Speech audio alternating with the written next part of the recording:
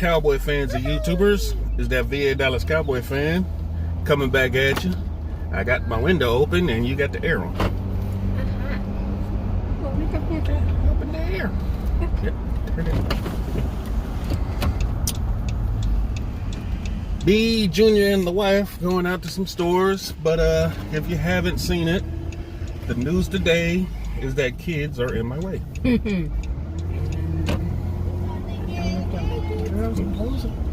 But sorry, real life happens. We have good news and we have better news. And the good news, we have Sean Lee, Chido Awuzie, Joe Looney, and Zach Martin all looking like they're going to be ramping up their practice to play. Zach Martin was a full go in today's practice. On the injury report, he is a full go. Andy Dalton, we already knew was not going to play. Xavier Woods is out on a non-injury related excuse. Chido is looking up. Oh crap! It was right there. Just go around and come back to the other way. Sean Lee is still slowly working his way back. Joe Looney looks to be working his way back. And those are our major players looking to come back. Oh my. Okay, now I get out this way at all. No. You have to turn all the way around. You got to go all the way around. Y'all T-bone each other or something stupid. Jesus. Oh, that's a nice ball too. But oh dear, that's right, son. Dear. That's the good news, is that we got these guys returning from injury. It's not going to really do too much, but it's still nice to see what we can do with somewhat a little bit of health.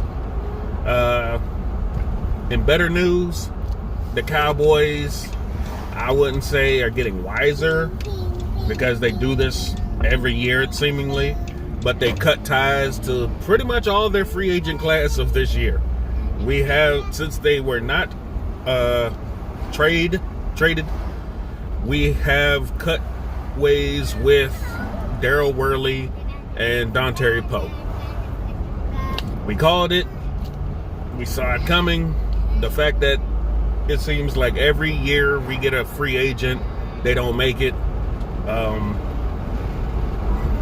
Why would that be better news? It's because maybe they see that their experimenting doesn't work. Maybe they should keep hands off of that and just let Mike McCarthy just do his thing.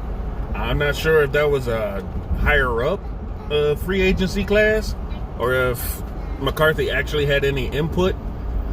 He had to have some kind, if not a little word here and there to try to beef up the defensive line. Unfortunately, it did not happen that way to where it worked out. The defensive line still looks decimated, even though they're healthy. So maybe they all saw, man, this just ain't working, and just pull the cord. Maybe you guys can help me out. I'm not sure, but I know Will McClay pretty much is the draft guru. He's the guy who gets us all these great draft picks. Problem is, I don't think he's the guy who picks up free agents. I think that goes to Stephen Jones. I think that's his title, because he's always talking about 24/7, 365 on player acquisition. I think that's his thing. Vice President of Player Personnel or something. I think Will McClay has a little input, but I think it comes down to Stephen Jones mainly as the culprit, who's bringing in these free agents year in and year out, and they never pan out. But you see, if you have a real GM, this wouldn't be happening year in and year out, would it? That's why I don't know if it's a Will McClay thing or a Stephen Jones thing. I think it's a Stephen Jones thing, because it seems like anything the Joneses put their hands on is just falling flat on their faces. And that's a troubling sign. But when Will McClay picks our draft classes the last couple years, we've been hitting on some bangers. Now, of course, we've called for all their heads. But if they just gave Will McClay and probably somebody else the GM role, not just a name, and let the football guys run this team, I think we could turn this team around a whole lot quicker than they might think. But the Joneses' problem is they always think they are the smartest guys in the room. The smartest guys in the room are these free agents that are taking away free money and walking out the door, to be honest. But if they think they can run this team, they think they can run this team. When they keep figuring out that maybe they're the problem, even though they're never going to see that, they're going to say it in press conferences and newsletters and whatnot that they have to change, but they never do. So this is the team we're stuck with.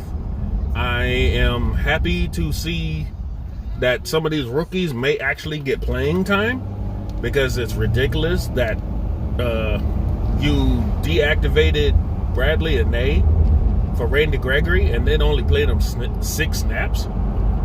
That's atrocious. That's just fairly unjust, and that makes no sense. But now that you're cutting players, other guys have to step up their playing time, so we may actually get to see what we have in this team. So little O's go all the way back from So we're going to have a chance to see if some of these defenders that we cut are the ones who were calling out the defensive coordinator or not. And I doubt there's going to be much of a turnaround, but if we see any kind of spark on offense or defense, then we'll know positively that it was a player thing, not a coaching thing. So that's my positive for today. I'm always looking for the positive now. So my positive is that we're getting rookie playing time. We're ramping up player evaluations. If you don't see that this team is changing and you see that players are doing lackluster in playing, they need to go. I, for one, don't care how much they're getting paid. I'd cut them. But that's just me. But at least we're going to know finally. But that's my positivity for today. If you made it this far into the video, thank you. Don't forget to like, share, subscribe, comment down below. I hope you have a happy hump day. Take care. Stay safe. The Dallas Cowboy fan, out.